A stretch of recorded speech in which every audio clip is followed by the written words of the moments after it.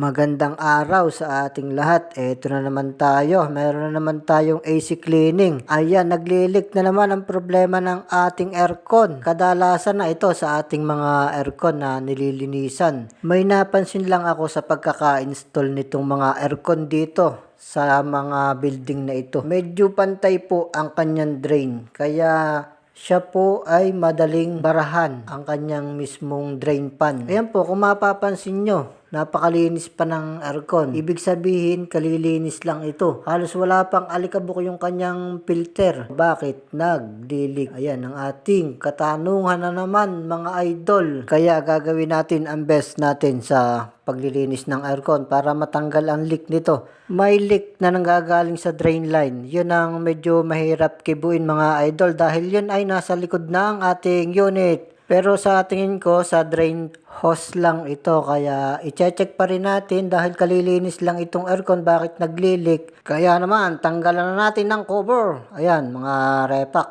Medyo dahan-dahan lang tayo sa pagbabaklas ng cover dahil yan po ay malutong. At ito namang monitor niya is parang nakaklip lang para magdugsong. Ayan. Pinipisil lang yun, mga idol, para mapaghiwalay natin yun. Kailangan mong tanggalin to. Itong dinamo. Kaya naglilik gawa ng meron ng jelly. Nababarahan yung drain. Itong dinamo, mga repax, dito nakakabit yung kanyang swing. Ayan. May isang tornilyo lang yan para matanggal natin. Dahil nakakabit yan dito sa kanyang drain pan. Ayan, kung mapapansin nyo, mga idol, ingat na ingat ako dahil puno ng tubig yun. Ayan, ito yung bumabara dito sa butas, mga idol. Itong parang malapot na ito. Ayan. Ang nagiging problema ng pag-leak ng ating aircon. Napakalapot niyan, mga lodi. Ayan, Kung mapapansin nyo, mga idol, yan ay napakaliit lang ng butas. Kaya nahihirapan lumabas ang tubig pag ito ay bumabara. Itong jelly-jelling ito. Yan, napakaliit ng butas niyan, mga repax. At ito naman yung kanyang drain. Ayan, dyan nakapesto yan sa ilalim ng board. Napakalinis pa ng aircon na to, pati yung kanyang mismong pan. Yung iba naman dito nakapesto, yung pinaka-drain. Ayan, ito yung kanyang drain line. Ayan yung pinakasalulo niya sa likod, mga idol. At ngayon ay nabalutan na natin ng board. Kaya naman, lalagyan na natin ng wash bag. At tayo ay mag-i-spray na. Medyo makati ang ating lalamunan ngayon, mga idol. Kaya lalagyan na lang natin ng background music.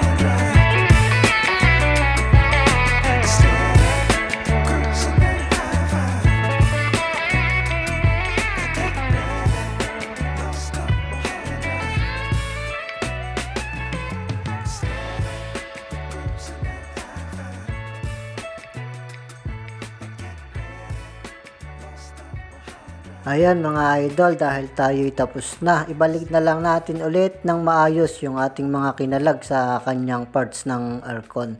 Para lagi tayong walang problema sa ating mga nililinisang aircon, mga lodi. Ayan, ganyan lang tayo maglinis ng aircon.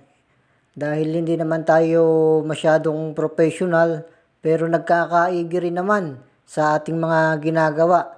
Nagpapasalamat pa rin tayo dahil sa lahat ng aking nilinisang aircon ay wala pa rin nagrereklamo na nasisiraan natin. Kaya maraming salamat at tayo'y nakakapaglinis ng maayos. Ayan, kitang-kita nyo naman, kahit kalilinis lang yung aircon, atin pa ring inayos ang ating trabaho. Ginawa pa rin natin ang best natin mga idol. Kaya hindi tayo mapapahiya sa ating mga sineservisan. Ayan, successful ang ating aircon cleaning. Ayan, maraming salamat po sa nag-subscribe at saka sa nanonood. Thank you.